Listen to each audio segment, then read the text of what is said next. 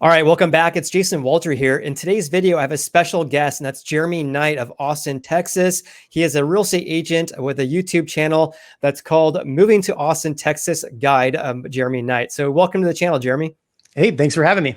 Yeah, absolutely. I'm really excited for this because I know that Austin, Texas, beautiful city. I've been there a couple of times before, but I've read how hot the housing market is there. I know a lot of my viewers are probably wondering too, like, what is it like being a home buyer there? What is it like being a home seller or a real estate agent? And what changes have you seen?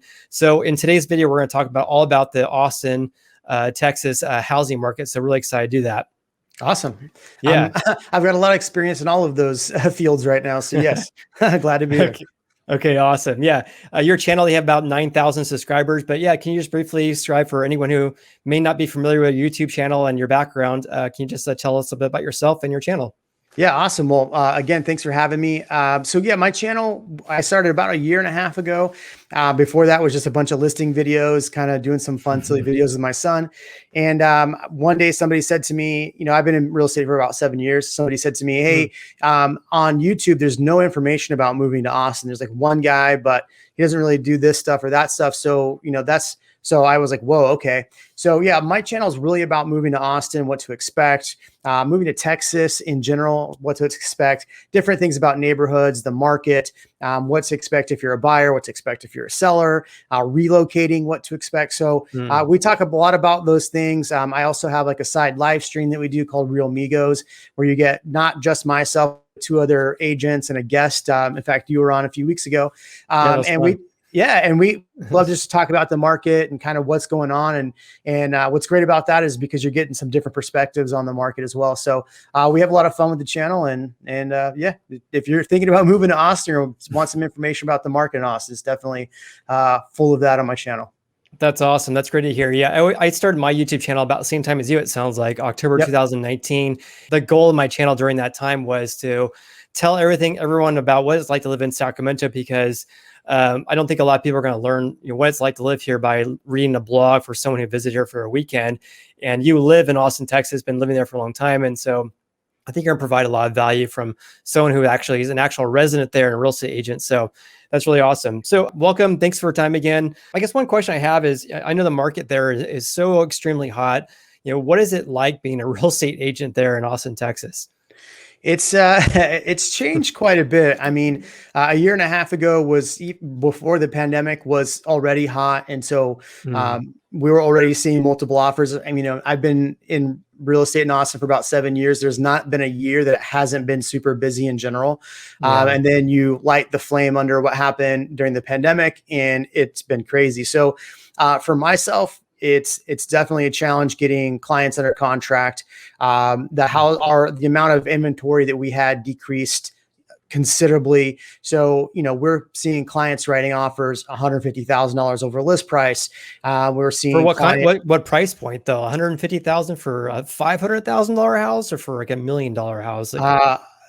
Yeah, all of them. It's crazy. Wow. So, if we're looking at clients or looking at, so right when the pandemic happened, a lot of people reached out to me to buy investment properties. I have more investors calling me before the pandemic hit. No, right when the pandemic hit. Okay. And partly the reason for that is Tesla announced that they were moving here. So I had more people calling me about investing than I'd ever seen ever. And so what was happening is we were writing offers for about $25,000 over list price on like a $300,000 home, right? 3 to 500. And then all of a sudden I noticed it was 350, it was 50 grand over. And then it was 75 grand over. And then it was 100 grand over. So the first time it ever, we wrote an offer for about 110,000 over, was on a house listed at right at 500. And we put under contract, I think at 615. It was the first time I went, holy crap, things are getting really weird here. And that was that's like more than 20% over the asking price. That's nuts. Wow. And that was about February of 2020 is when that really happened. It was really busy, but what happened around January is all the inventory died. I mean, it was just gone pretty much. Wow. Partly because we had that big freeze, the pandemic, all that stuff happened. So inventory went from about, on average, we're about 2 months inventory, and it's down right now. It's about 0.6 of a month, but there was a while it was 0.2 months inventory, which is basically like Point 2 weeks worth of inventory. Yeah. So it was, point two. Wow, man, that's crazy.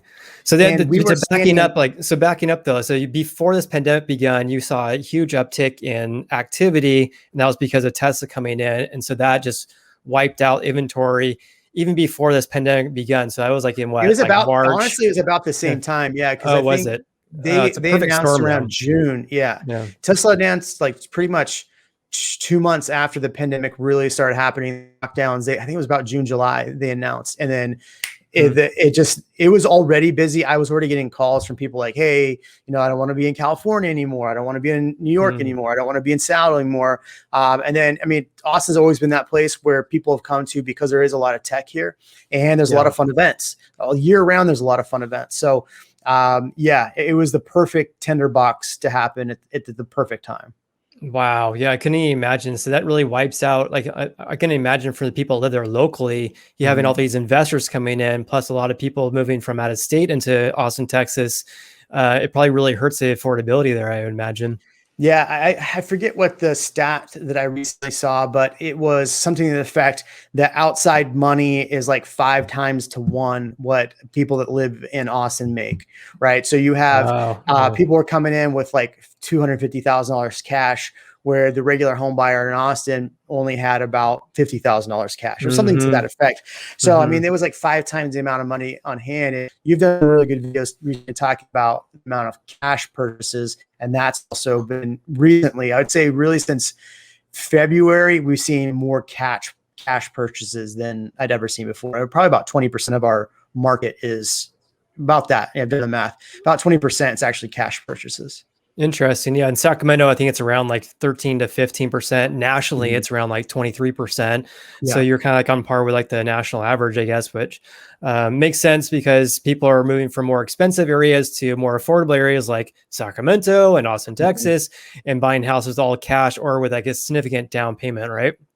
Yeah, and what's funny is I've had a lot of people reach out to me. They're moving from the Bay Area Mm, primarily, and they were saying, "Hey, we either want to invest in SAC or we want to." Sorry, I'm mm. from Central California, so apologize for the slang. But we either want to buy in SAC or we want to buy in Austin, and we had to weigh, And so I'm actually very well familiar with your market Oh, interesting. because of that. I've had some people reach out either looking at Sacramento or Austin, Yeah, I would imagine that a lot of people who are looking to move from the Bay are probably looking at Boise, Idaho, Austin, Texas, Sacramento, Nashville. maybe Portland, Oregon, Nashville, all the areas that are they can get a lot more for their dollar there because what, like the average home price in the Bay Area is like what, like 1.52 million dollars.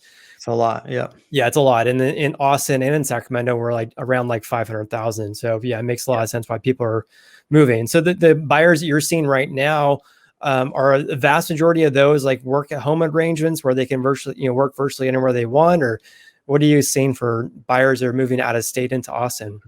That's a good question. I would say I would say about 90% of the people that move here that I've worked with in the last 8 months, 10 months, actually, we'll say going back to June of last year. So last year, I would say about 90% are people that either are going to work 1 or 2 days downtown in Austin Mm, or they're full time work from home. And so what we're seeing is a lot of people are not actually moving to Austin. There's actually a slide, you probably have your editor throw it in there, but there's actually an article that came out, more people were moving outside of Austin than Austin proper. So what is happening is you have all these people that are going, okay, I want to be in Dripping Springs, it's about 45 minutes. I'm going to mm, buy, an $800,000 house on 2 acres, right? Or I mm. want to move to Kyle or Buda and spend $500,000, or I want to move to Liberty Hill and buy 350. So a lot of people are moving outside of Austin proper, but that doesn't, I mean, Austin's prices are up 42% from last year. So just Nuts. Austin alone, if you look at that, Yeah, yeah. And our yeah. median price is right on par with Sacramento, and we're about 575 is our median. So it's Wow. crazy. Yeah, that's nuts. Yeah, I read that you had the most June sales ever recorded just last June. So even though we have low housing inventory, you still have record amount of houses that are actually selling, which just goes to show how hot the market is there. Yeah, and it's there's a lot of people talking about the market crashing and things like that. Um, I would be happy for prices to be a little softer in Austin, to be honest with you, because Yeah. I like to buy investment properties every year. And I haven't been able to buy one this year because everything I write offers on, I'm getting beat out on myself. Mm-hmm. Obviously, I'm not going to, write some crazy offer, but, and that's partly what we're seeing too. A lot of the reason why these offers are going so high, we talked about 150,000 over list price, is because you have investors that are writing 50 grand over list price.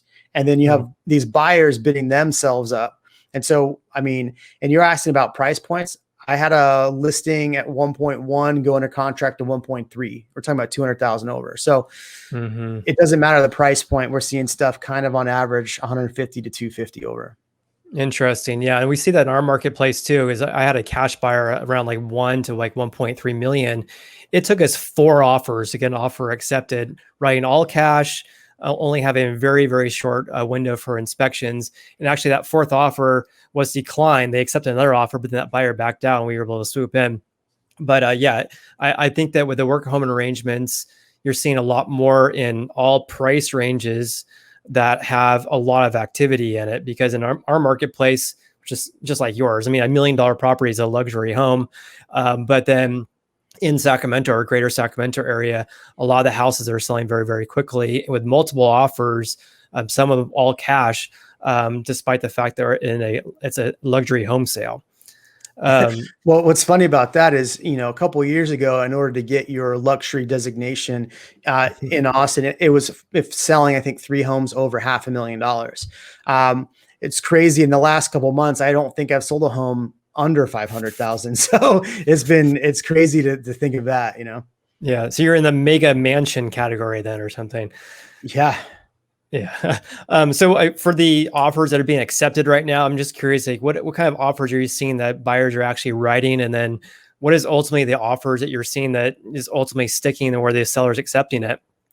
Yeah. I think there's like 3 parts to that question. So number one,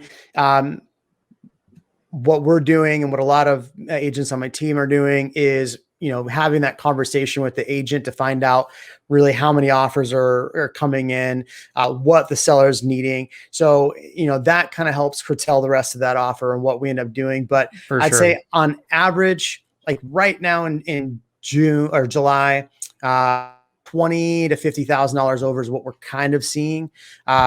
So that's one part. The other part that we're seeing is you're having to put what's called an appraisal waiver in. And so it's hard, this is the tough part for like FHA or VA buyers, is that they can't write the same addendum. Basically what it's saying is like, all right, if a house is listed at $500,000 and we're writing an offer for 600, if it doesn't appraise for 500 for 6 and appraises for 5, we will make up that $100,000 difference. Yeah. And Waiving so their appraisal contingency. Yep. yeah. And Yep. so that's the second part of that. And that's the biggest part. And then quickest close. So, we're right now, it's really tough with lenders to get appraisals done. So getting appraisal waiver, if you're depending on how much you're putting down, sometimes your lender can go through the back end and get you an appraisal waiver where you don't need an appraisal. That's helpful. But being able to If you put down a significant down payment, yeah, obviously you're right. yeah, Yeah. Right. yeah. And I just had one that only put 20% down and they Oh, got wow. it. So it's, that's one thing. If you're going to, buy a home right now, just ask your lender, hey, how do you have experience doing this? Because all it takes is going through the underwriting to see if they can actually do it. Interesting. Yeah. 20% down. So on that particular property, they write significantly over the asking price, or was it close to the asking price? It was over the asking price. Yeah, I think it was interesting. only 25,000 over, but we had we felt confident in the comps that we had. Yeah. Right. Right. Okay. And So I the had offers sorry, go ahead. yeah. And then I had one. So this is the craziest one I've had. We just closed today, actually. 135,000 under list price. It was listed at 1.1. Under a list price. We put under contract at night because in the middle of June, people were sleeping. They were going out on vacations. And I kept telling my clients like, hey, the middle of the end of June to July is when we have to buy. Really between now and October is the best time to buy in Austin because, as you've stated, inventory's gone up a little bit. A lot of people are out of town. They're not paying attention as much. So, and everybody's saying the market's softer. I think it's softer for the reasons you've talked about on your channel. People are out of town. They're not the first time in 12 months or whatever, 18 months where people can actually go out on vacation, go back on a plane flight. So, I think that's kind of softening up the market as well. but Yeah. it's still busy. Yeah, that's the thing, right? I mean, if we're talking about a softening of the market, we're talking about a softening of the market that was going 200 miles per hour last year, and maybe it's going like 150, 120 this year. And then we'll see what happens to the remainder of the year. And just like you allude to, I mean, I talk about on my channel video post a few days ago where the housing market appears to be slowing. There's a lot of stats to provide that. And that's probably true in, sounds like Austin, Texas. It's true in Sacramento. But you know, is that because we're moving towards more of a normal market like we saw in 2019? Or is this going to be more of like a long-term trend where buyers are saying, I'm out. I'm sick of these high home prices, these bidding wars. I'm just going to wait this out until next year or whatever.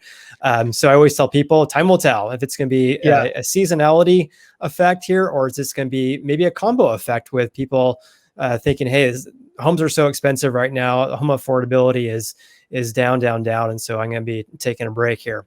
So it's hard to say. Yeah, and you know what? The job numbers came out today, so showing that the unemployment rate went down. They added more jobs than they thought they would. So, Yeah. does that help? Does that refuel this where people are get back out to buy? I have no idea, but Mhm. I, I mean, with everybody saying it's crash because it gets soft at one point, which is a typical. I mean, if you look, like Redfin had put out a graphic, and if you looked at the 2020 from like June, July numbers, and you looked at the 2020 or 2021, sorry, you looked at 2021, like the 2020 was crazy. And then you look at 2019, we look literally June on, it looks almost identical to Yeah. the numbers of 2019. And so Yeah. that's why I'm starting to think that this is definitely a flattening because of the time of the year, but especially in Austin, you know, our typical year, we're seeing about 9 to 12% increase in equity on homes per year. This last year, I mean, right now, if you look at the city of Austin numbers, is 42%. I think once we start getting past these numbers, you start seeing, you know, back to 6% increase, 7% increase. And I think that's what we'll start to see again. Now, people are going to call that a crash or call that, For you know, sure. a Oh, major definitely. Yeah. softening. But yeah, I mean, when you have a water hose fully turned on as high as it can go and then turn it back down halfway, well, yeah, you're not getting sprayed in the face as hard, but the pressure still hurts. Good analogy. Yeah. Yeah. I think there's going to be a lot of misinformation out there. So for anyone who is trying to get an idea about what's going on with the market, I always tell people that, you know, comparing this year to last year is like comparing apples to oranges. When you look at that graph, actually Redfin as much as agents really don't like Redfin so much, they have a really good website with their housing stats and they did a really good job of comparing prior years, just like you alluded to. So like you look at the graphic of whatever it is, home prices, for example, then the market just went off all the way throughout the entire year, practically last year, which is entirely not normal. But if you look at the 2019 graphic, it does up and then it goes back down after the summer months. And so that's what we typically see during a normal housing market, but we're going to see a lot of misinformation out there where people are simply just pulling data from this year and comparing it to last year. And just like you said, home prices went up, 42% June to June, but June's numbers last year are a reflection of what the housing market was in April and May of last year when we had stay home orders. So no big surprises that home prices probably went down in June of last year. So when you compare it to June of this year, it's just like comparing apples to oranges. And then when you're looking at in a couple of months down the road now, those percentages are going to be a lot more narrower. Yeah, I agree with that. I mean, I mean, you said it perfectly. Right. No worries. All right. So then I guess what have you seen in like the real estate market in Austin since this pandemic begun? You kind of talked about it earlier on the video here, but you know, what have you really seen? Like, how has the city changed, for example? I've been there and I know that traffic was becoming more and more of an issue as more people were moving there, but with a record amount of home sales in Austin, Texas, I imagine there's probably a lot of home building there as well. You know, what has Austin as a city and the surroundings, how has it really changed since this pandemic began? You know, I don't think it's necessarily changed as much during the pandemic. Like if you're, Austin's been I mean, growing. like, I guess like Yeah, yeah. March of 2020 to now, I mean, 18 months. Yeah, I mean, it looks like the growth that we've been seeing year over year. Mm, Builders are still building. They were building the entire time.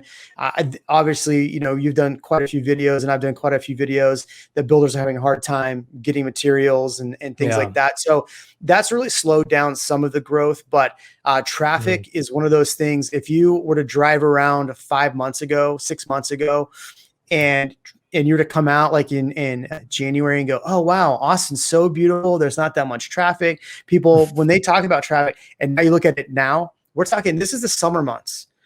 We're in the summer months, which kids are out of school, so the traffic shouldn't be that bad. And everywhere I go, I'm like, oh, man, 12 o'clock, bad traffic everywhere, oh because wow. now everybody's Mm, out driving again because they can be out on the roads. So, mm, and a lot of these people that were, 2 to 3 days a week, they're still out driving. So the traffic is yeah. one of those things that it's been bad in Austin. 2020, the traffic was phenomenal. Oh, it was great. Now, Yeah, everyone's at home. Yeah. yeah, now it's getting pretty bad. But I would say on growth, I mean, Austin's been growing like crazy. So our skylines changed. The developments are coming out Mm, like crazy, like they've been every year. So I don't think the pandemic really did anything there. I think we actually, without the pandemic, we probably would have had more growth, believe it or not, because prices would have been going up the same. And I think there would have been more housing available than there is. That's probably the only difference, is there probably would have been more housing available than there is mm. right now. Yeah, makes sense, especially for the new builds, I would imagine. Yeah. So, what is it like as a home buyer looking to buy a brand new house in a development? I know we have probably a lack of inventory there, but what is it like? I think we talked about that in your on Yeah. your channel a little bit, but maybe you can tell us a little more about that, because it sounds like it's totally different than what we have in California. Yeah, new construction, man, it has been a challenge to buy new construction. I'm actually doing a video that's coming out this week talking about new construction again. But Right? what we're seeing is that it's crazy. It gets me frustrated every time I talk about new construction, because typically most home buyers would be able to come in, they go in, they go, okay, we like this floor plan. We found this Hmm. lot. So we want to buy this house on this lot. So here's the premium for the lot. Premium's 25 grand. The base price for the house is 350,000 or whatever it is. And okay, now we put it under contract. Now we get to pick out all the structural upgrades, the interior upgrades, and all that. And Hmm. you spend 8 to 12 months building a house, and it's a stressful situation, but it's fun because you got to pick out your stuff.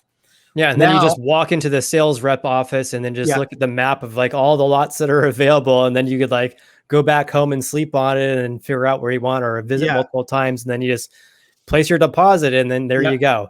Yeah, And that was now, pre-COVID. Yeah. yeah, pre-COVID. Now you have to put your name on a list. So you'll have a list of like 250 people, and The hopefully they, VIP list is that what you're yeah, talking about? pretty much, yeah. You're not really much of a VIP if you're number like 260 out of 200. But Yeah. but you have to go on a list. You don't get to pick really anything. So let's say they release like these 3 lots this month.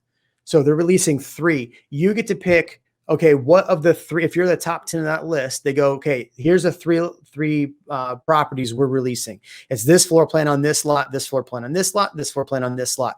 Which one Mm. do you want? And here's the price. You don't get to pick out anything on the inside, but here's the price. Go ahead. Which one do you want? It's like, oh, well, I don't want any of those. Okay, well, we're bumping you down the list. And they go to the next person. So if it takes a lot longer to get the house, and then they're still building it. So we're talking about 15-month turn times for 15 development. months.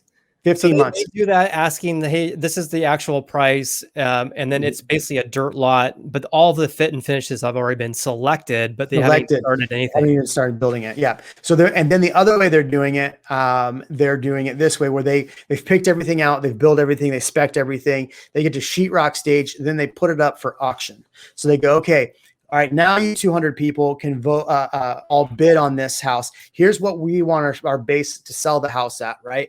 And you all get to go ahead and just spend as much money as you want buying this house. Go for it. So a 350 house is now 550, right? People writing maybe not that high, but 500, right? So people writing 150,000 over. Here's the third way they're doing it, and Taylor Morrison is the biggest one. And Taylor Morrison's on my hit list, so they're not my favorite company, but Taylor Morrison's doing it this way. They're going, okay, so all of you people that want one of these lots, here's the 3 lots we're opening up. You can bid whatever you want on these lots, and we're taking the highest bidder. So you had people that were reaching out to me that were going, hey, you know, I'm trying to go on a contract on Taylor Morrison. I won the bid, but I don't know if this is a good price. And I'm like, well, I didn't represent you in the deal. I can't help. I apologize. But since I didn't represent you, I can't help you. But by the way, what did you offer on the lot? $250,000 for the lot. Remember earlier, I just said lot premiums were 25 grand. So people are paying up, you know, I would say on average, most I saw is like on average about 160 to 175 is what people were offering. I had one client win with 215 on a lot with Taylor Morrison. Wait, so what do you mean by a lot? Like you're They're just buying bare land. Bare land, and then they go, okay, now here's all the base prices for all of our property, or all of our models.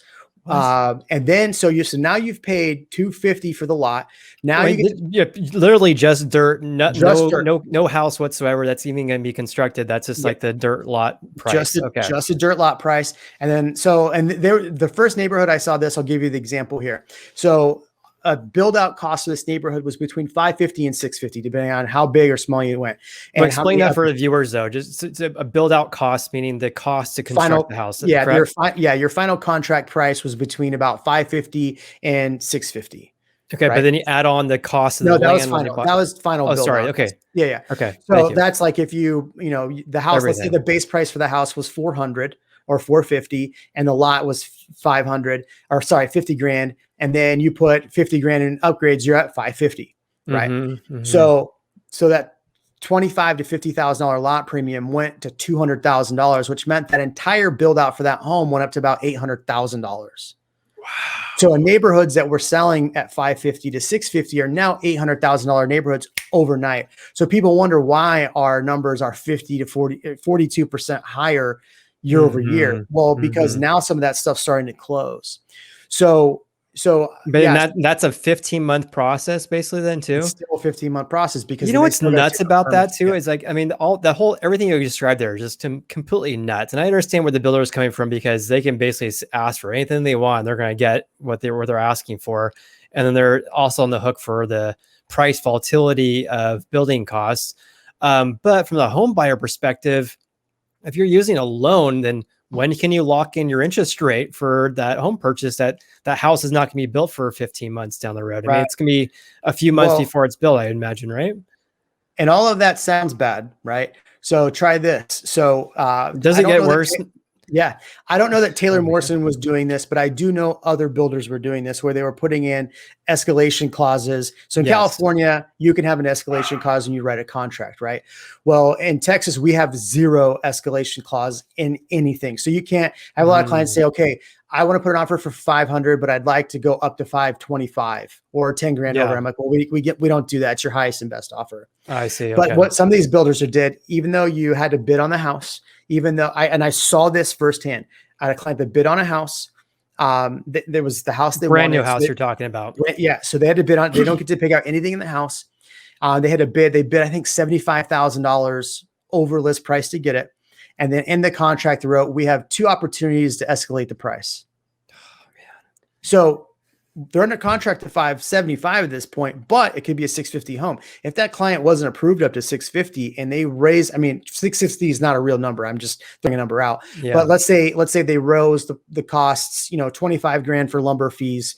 So now you're at 600 and now they get to sheetrock and they go, oh, all these other things are going to cost us another 25 grand. So now we're going up. So now you're at 625, but what if that client was only approved for 600? They're under contract at 575. Plus, if the interest rates increased, then suddenly their payment increases as well, and so that also affects the ability of getting approved for a loan. I mean, like, and they still have to make up the difference in any appraisal.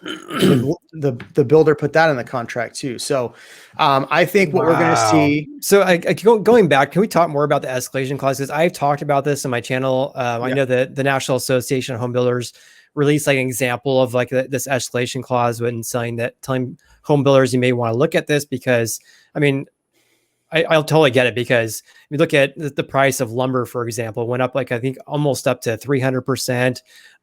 Plywood went up like 500%. And when Yeah. you're a home builder, you're accepting an offer today, but you're not building that house for 12 months down the road. So they're basically just guessing how much building material prices are going to be. So I understand where they're coming from with this escalation clause, but from a home buyer's perspective, especially when you're representing home buyers, you're on the road to get really screwing yourself, to be blunt.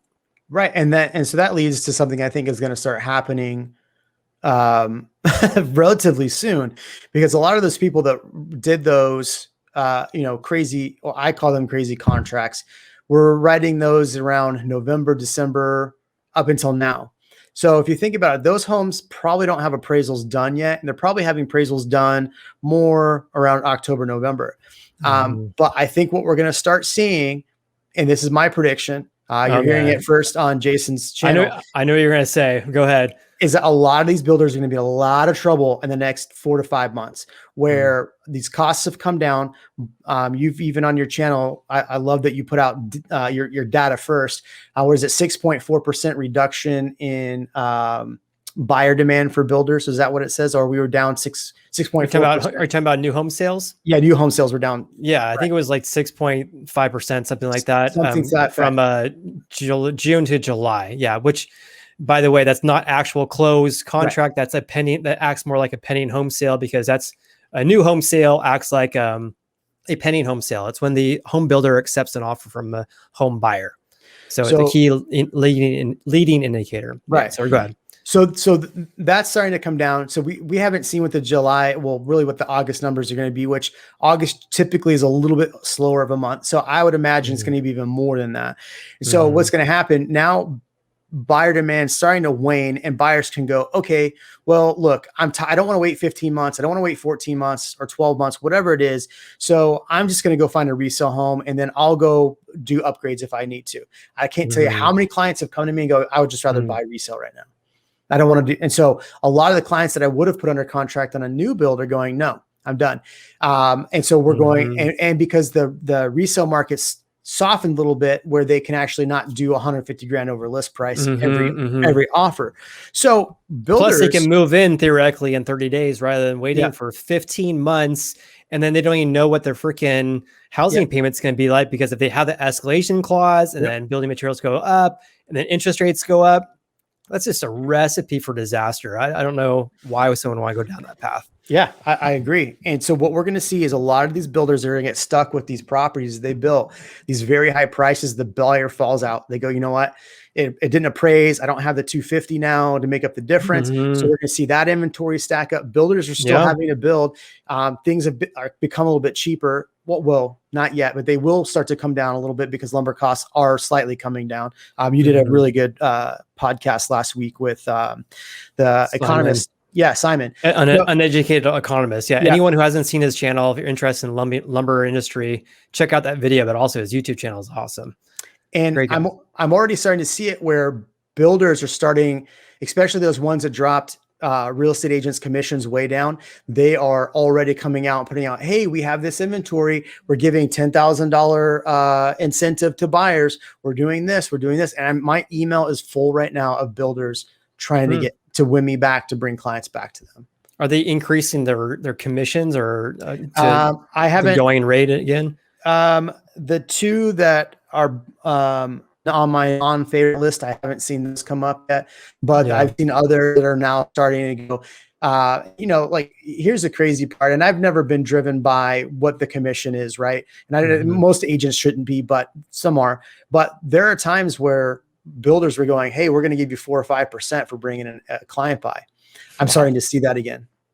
And Oh, I think interesting. and yeah, there's, I've seen a couple like, hey, we're giving a $5,000 buyer agent bonus on this. And so I'm starting to see that again. I'm starting to see where they're giving Hmm. buyers more incentives to come in. And really the Mhm. incentive should be the buyers, right? Because they're the one buying the home. Yeah. They're the one moving in it. So I'm seeing a lot more incentives for using their lenders. I'm seeing more incentives. Plus I'm starting to see, which is mind blowing to me, some builders are now allowing investors to come back and purchase new build, which indicates to me that that they're seeing that there's going to be a big problem in the future. Yeah, for Because sure. in the last 8 or 9 months in Austin, they have iced out investors from purchasing new construction homes, where Like completely, like even throughout the iced out. whole. Oh, Mhm. interesting. Okay. Yeah. So I'd say maybe a couple of builders were allowing investors to bid on some of the lots, but Hmm. now they're coming back and saying investors can't. In fact, if you went to their websites, almost every website you went to, on the big red letters at the bottom of almost every website, we are not selling to investors, because all the reps were getting tired of the phone calls from investors. So So yeah, I think, can you talk about that a little bit? Like, why would they not accept offers from investors? You know, any idea what their reasoning behind that is? well, from what I've heard from different reps, is they don't want, so the developers don't Reps want, meaning sales reps at the new yeah, home site. Okay. yeah, yeah. So if you go into a new, home sale site, you have the representative that sits there. They don't represent you; they represent the builder, right? Yeah. But and so in Texas, you have the right to representation. So if you want to use an agent, go for it. If you don't, Hmm. that's up to you. But you'll go into these reps, and they will. What were we talking about? I totally lost my train of thought. Oh yeah. Why are new home builders not Oh accepting yeah, offers from their yeah. investors? So what the reps would say is they would go, "Hey, we're not open to investors," and you ask them why. Partly because what they say is the developers didn't want to, it would hurt future sales in the neighborhood. Whereas people came through and all of a sudden they went to a new build community and there was for rent signs down almost every Hmm. street, it might turn some buyers off to I that see. neighborhood. So that was partly one of the reasons. In the past, back in 2012, I don't think they allowed investors to buy a lot of new build homes as well, because you were having busloads of people come from wherever, California mainly, and buy up neighborhoods. And so developers have been key to that as well. I mean, and here's the other thing. An investor is only going to pay so much for a property, right? They have to make sure that they're Hmm. going to have a return on their investment, whether Yep. that's equity, whether that's rental cash flow. At a certain point, um, they're not going to pay over a certain point. So if you can do bids and get buyers who are going to live in the Hmm. home and it's more of a value to them, they will pay more for those homes. So that's partly why they did that as well, I think. But now they're starting to allow investors back in some of these communities. Yeah, it's gonna be interesting to see how it all plays out. I mean, if you look at the months inventory for brand new houses, I think it's like 6.3 months, which is an indication that it's a more balanced real estate market for home builds. But when you actually look at the definition of what the U.S. Census Bureau, what they consider as a home for sale, they include houses where they pulled permits and they poured foundations and then they just decided to wait it out. That's not really actually for sale. And so the numbers on the supply side are a little bit skewed. But I agree with you though that I think that if we have a little bit of a decrease in home buying demand, a lot of home builders have been ramping up their construction of new houses, and I think that the tide may shift because what you're seeing in your market, especially when escalation clauses, the house is not going to be ready for 15 months. And then you're not even able to select all the fit and finishes. And people want to, move to Austin, Texas and move into a house and not wait 15 months. And then with interest rates so low right now, there's only one direction they're going to be going, and that's probably going to be up. Who knows how much of an upward trend it's going to be, but that's going to be increasing their housing payment. So a lot of uncertainties when you accept an offer from a home builder right now. Yeah, and if you think about what typically the profile for a home buyer for a new build community is, it's kind of like three camps, right? So you have somebody that's going to be moving and it's going to take them a year to move, so they put a contract on a new build knowing that they're going to move out in a year. You Yeah. have people that have lived in their home for a while, and their step up is a new build home, is a new home and a bigger home, more expensive home. And then the third Hmm. really is kind of like that first time home buyer, right? So Hmm. they come in, the builder gives them a ton of incentives. They put very little money down, so they're doing 3 or 3.5% down. They might be getting, this is a year ago or a year and a half ago, where they might be getting down payment assistance, and then they get into that home and they're building equity. And what the hardest part for me in this whole market is that home buyer, the last one I talked about, has been really kicked out of the way. And Hmm. I just had a contract written on one of my listings, and I knew I was getting other offers, but it came in as an FHA buyer. I knew the agent. They wrote over list price, And I told my client, like, hey, look, not a lot of FHA buyers are winning right now. At one time, you were an FHA buyer. How do you feel about taking this offer? And he's like, let's do it. Let's not wait for any other offers. So I really feel bad for a lot of those. And there's all sorts of different types of first-time home buyers, but I'm talking about like for that, sure. that FHA, 3.5%, 5% down, or USDA, or one of those, like, VA, one of those. Someone who doesn't have the funds to Yeah. cover an event of a low appraisal, basically, right? It's Right. not the actual loan itself, right? It's more of like about their ability to pay over the appraised value in case it comes in low, which is super common in Austin, very common in Sacramento. Right. But of course, it depends on the property too, right? I mean, if you have a house that needs a lot of work and it's FHA, then you have an FHA appraisal, has to meet certain health and safety standards, all that stuff. So that's another can of worms there. Yeah, and that's why if you're one of those buyers coming in and finding a home under 350 in that fits all of that, being one of those buyers, that's why it's been great. But those builds are gone because DR Hortons of the world, KBs of the world are maybe not KB as much, but DR Hortons doing bids. I mean, we had clients that were putting offers on homes. Their affordability was 350, and we're writing 352 on some of these homes, trying to get them, $2,000 over just to get these bids on these KB homes or DR Horton homes. I don't know if KB did that as much. One of their reps is on my channel every now and then, and he comments, but I can't remember if they actually are doing bids right now. Interesting. Bids meaning like putting a house up for bid. So how they, not to go too deep on this, but for in our area, a house gets listed for what's a new build. It can be on the MLS or multiple listing service, or you just walk into the new home site and they tell you what's available, right? So how does it actually work when they're asking for bids? Like, do you write, like, do they give you it? Because I know for anyone who doesn't know, when you buy a brand new house, you usually use the builder's own purchase contract. That's the same in Austin, Texas, I would imagine, right? And so it's not like in California, we have the standard purchase agreement for resale houses, for existing houses. That's the same for any house in all of California. And you probably have the same in Texas. But when you're buying a brand new house, the other downside to buying a brand new house is that you have to use their own purchase contract. So how do you actually, since you don't have the ability, you don't have like I don't know, how does it all work when writing an offer if you're using their own contract? So email like, hey, here's my offer. Yeah, it's actually quite easy because what they'll do is they'll send you, so they go to everybody that's on that list and they go, okay, these are the 5 lots or 3 lots, or maybe it's just the one that we're putting up for bid this month. Go into the website here. The buyer can go in, put in what they're willing to pay, what their down payment will be. Some builders were requiring for a long time that if you went in and put one of these offers online through their website, you had to already be pre-approved with their lender. And so and so people that were on the list sometimes, like let's say like MI Homes was going down the list and they're going, okay, you're first on the list, second on the list, we're just going to go down the list. We're not doing bids. So MI was one of those that I was okay with. They did that. But had those people on that list known that they needed to be pre-approved with that builder's lender first, they would have gotten kicked up the list higher.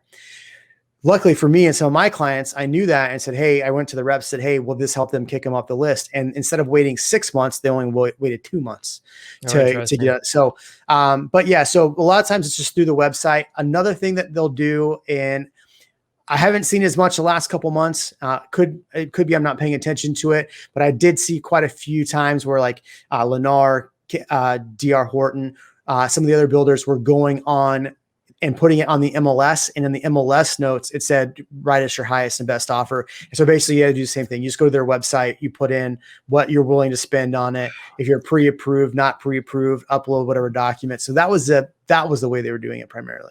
So pre-COVID, this was not happening, right? Never you were just walking. Yeah. So I have never heard that in my entire life either. I mean, I've been an agent for just as long as you. It sounds like 8.5 years myself. And you typically just walk into the sales rep's office. They tell you what's available. If you want a lot, cool, here, place the deposit. They tell you what kind of house it's going to be. And then you pick all your upgrades later down the road. Whereas now it's basically highest bid wins. It's not just an asking price, you accept it. It's like highest bid wins. Yep. So And I What a think this is mess. going to change. I think this is going to change, like I said, in the next 4 to 5 months, as we get closer to November, and towards the end of the year, a lot of these builders are going to start to get a little desperate. They want their year-end numbers, their sales numbers to look good. So they're going to be giving a ton of incentives by December. So I would tell you, if you're looking at buying a new construction home and this is August, I would wait. I honestly would wait. And that you'd never hear a realtor ever say, "Oh, this is not a good time to Wait, buy." don't buy a house? Don't buy a Aren't house. you a real estate agent? Yeah, I would tell you to wait to November, December before you really start looking at new builds, because I think a lot of these builders are going to be in trouble. They're going to need help. They're going to start giving out a ton of incentives. And at the end of the year, they'll give all of those incentives because they need the sales. It's a good call. I could totally see it happening, especially for the people who have been in contract for, let's say, 6 to 8 months. Yeah. And then they find out down the road that the home appraised for way under what they're in contract for. In the meantime, they're getting all these bills from the home builder. I'm sure not all home builders are doing this, but some with the escalation clause involved, where you find out that you're originally was in contract for 500, but now suddenly it's like 550 or 600,000. And then if interest rates increase later this year too, that's going to be a dagger to, in my opinion. I think a lot of people will probably be backing out, and then you're going to see those houses go back on the market. And that's when home builders are going to be reaching out to a lot of agents like yourself, I bet. You know, the other thing that I've seen too, not to stay on new construction too long, but I find it very interesting. So if a lot of people are very interested in this. Yeah. Well. I mean, we do a lot of new builds, and I mean, I have a lot of relationships with new home builders. So when I start talking on my channel trash about some of these builders, they're not happy. In fact, some of them ask me to stop filming about them. And I'm like, what are you going to do? You can't sue me. I mean, I'm talking about what you're doing. Chill out. I can tell people whatever I want on my channel. Relax. Yeah. But here's what I've seen too. And I've had this happen to a client personally. And this is one of the scariest part about some of these builders, is especially what you're talking about. You're writing a contract on their paper, not on a standard California or Texas doc. And by the way, those in my opinion, this is just my opinion, a lot of those contracts I've seen are in for the benefit of the home builder, not the home buyer, which is completely, I don't know what your contracts are like in Austin, Texas, but in California, the residential purchase agreement through the California Association of Realtors, everyone writes this same or uses the same document. It heavily favors the buyer in protecting the buyer. Yep. So anyway, sorry to interrupt and interject there, but that's a key point, that using the builder's contract is so different than writing an offer on an existing house. So if people are watching your channel, go and start to Google home terminations, new build home terminations, you'll start to see this, because now stories are coming out. I've been talking about it on my channel quite a bit before this happened, but builders are terminating contracts to turn around that and sell that contract higher to another buyer. How are they able to back out? Because the contract's written to benefit the seller, to benefit the home builder. So what they'll say is, hey, because of costs, we now need to sell. You're in a contract on this home at $350. If you want to continue with the contract, the new price is $425. Wow. Mm-hmm. Yeah, it just goes to show, I mean, the contracts I've seen for brand new home builds, I mean, they can be 120 pages. The standard purchase agreement in California is like 16 pages. Yeah. It's very easy to figure out. I think ours is 9. Yeah. I think with all the documents entail, it's like 12 pages, but it might be like 8 pages for regular. But it's very easy to see, okay, here's my contingencies in place, my appraisal, my loan, my inspection. But going through the builder contracts, trying to figure out whether or not there's an appraisal contingency or whether or not there's a loan contingency, like good luck trying to find that. A lot of times it's buried or just non-existent. Yeah. And so the scenario I had is very similar to one I saw that was actually reported. So what happened is, my client in this scenario was buying this home, but it was taking forever to build. So they ended up buying another home to live in, and then they're going to turn this into an investment. We had gone to the builder and said, hey, can we turn this into an investment contract? They said, yep. So we changed it to an investment contract. We went to our lender, and our lender was like, no problem. Everything will work out. You know, your DTI is fine. You're way under. You're good to buy both homes. Okay. The builder's lender, same thing. Oh yeah, you're good to buy. We're good. So 3 days before close, the builder goes, back up. So you're saying that your client that's purchasing the brand new house is using the builder's lender, but on the existing house, they're using a different lender. Is that right?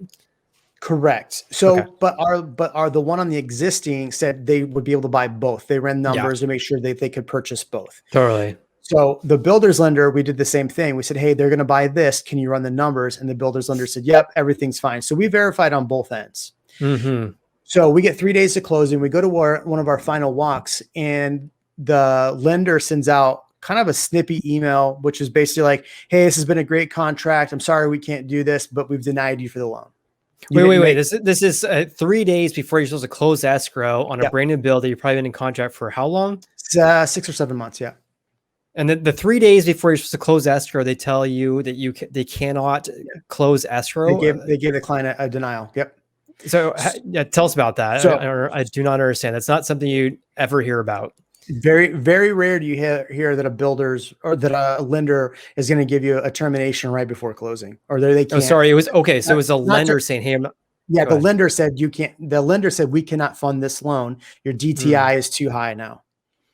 And so, Okay. but And by the way, tell people, by the way, what you mean by DTI. I your imagine a lot debt of to people. income ratio. So how much Mhm. that loan and how much you make, right? So if you have multiple loans, how much like your debt to income ratio can't exceed, I think, like 46%, right? So you have to Mhm. have, 53% of your income actually, go to other things, not just your mortgage. So, Yeah. Right. um, so yeah, so the lender said, no, your DTI is too high. We can't do this. So we went back to our lender and we're like, hey, what's the deal here? And she goes, let me rerun the numbers and just double check. She's like, I don't know that we have you at like 42% DTI.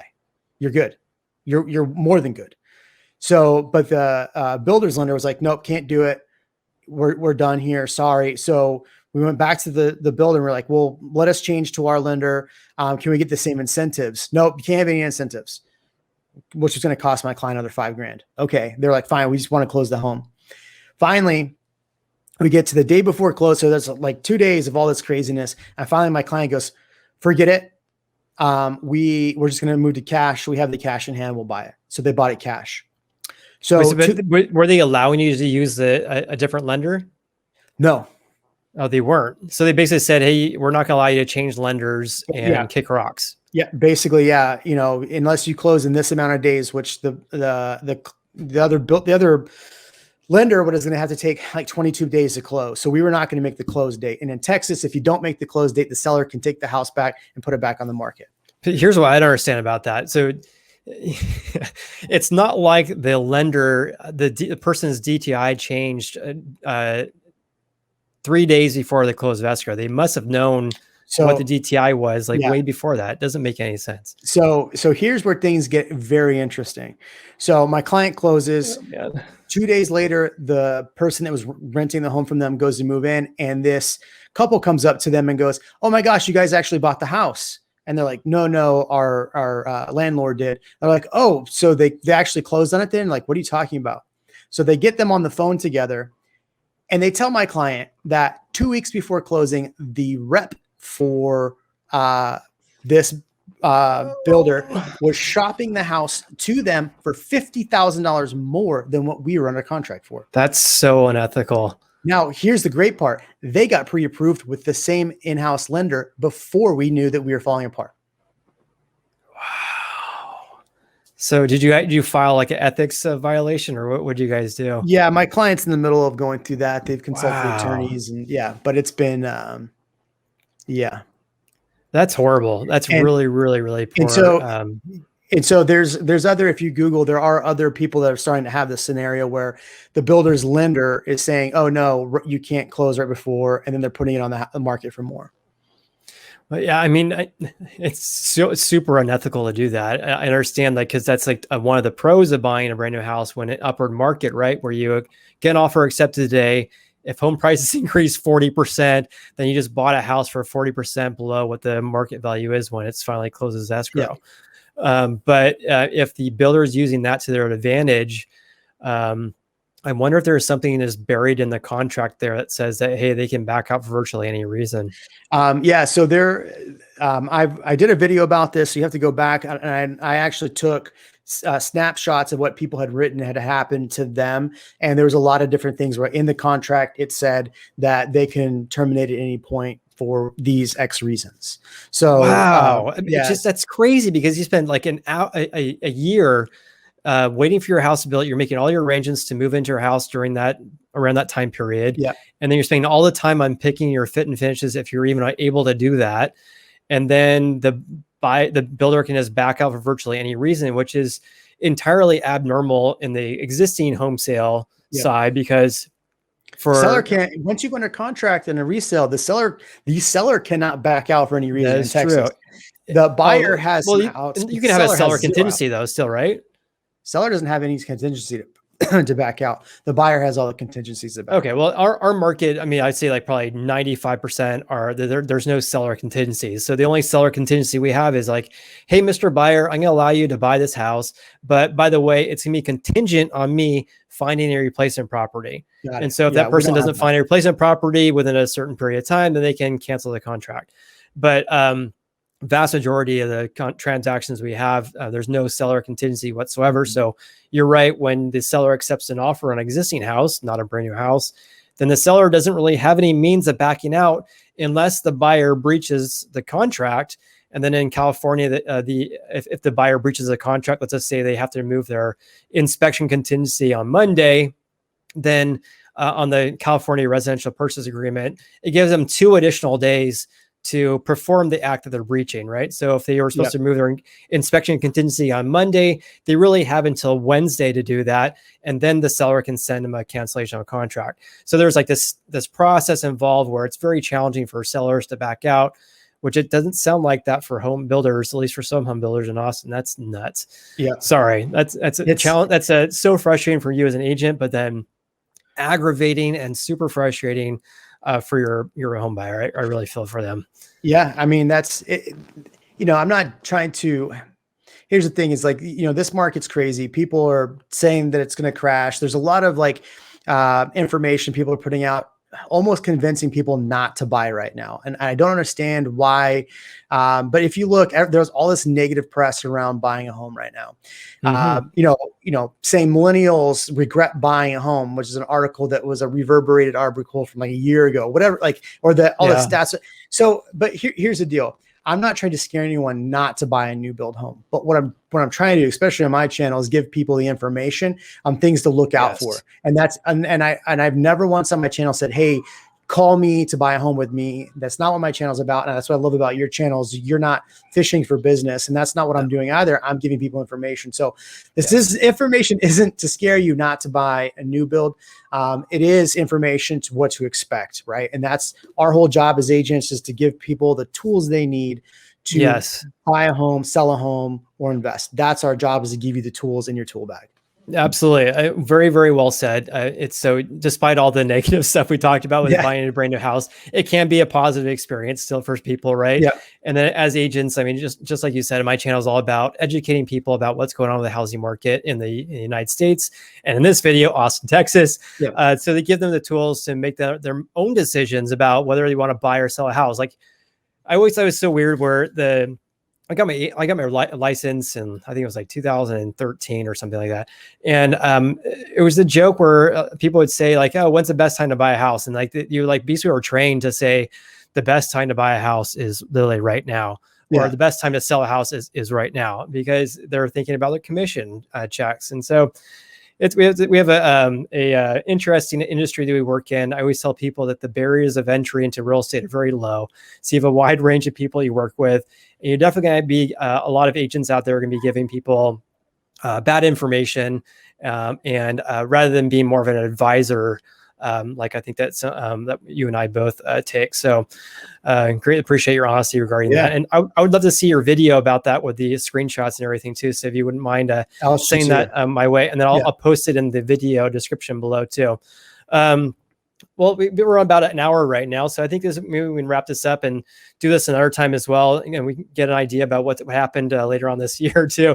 But yeah, anything you want to add before we kind of wrap this up, Jeremy? No, I just want to say thanks for letting me come on and talk about what's going on in Austin. And then if you are looking at Austin, definitely look at my channel. There's a lot of good, I think, real estate channels in Austin, all with different ideas and information. I would just do your due diligence and figure out really what's best for you. If Austin's for you, It's a fun place. It's definitely changing right now. If Texas is the place for you, there's I have, you know, and you're wanting to know who to reach out to in different areas. I have a lot of good agent friends that have some really positive YouTube channels all over Texas. So definitely reach out, and I can put you in their direction as well. Awesome. Yeah. For anyone who does want to reach out to you, what's the best way to do that? Yeah. I mean, you can find my YouTube channel. You can reach out through there, or just shoot me an email, homes@austinKnightHomes.com. Okay, perfect. Awesome. Well, Jeremy, this is a lot of fun. I personally love doing these collaborations to learn more about what's going on in the housing market in other parts of the country. And it is also a lot more fun than just talking to my cell phone where I make videos. Yeah. So I appreciate your time, Jeremy. I know you're a busy guy. You sell a ton of houses in Austin, Texas. You have a great YouTube channel. So anyone who got a lot of value or got any value out of this video whatsoever, then please hit the like button. And also subscribe to Jeremy's channel as well. And with that said, we'll see you in the next video. We'll see you. Thanks.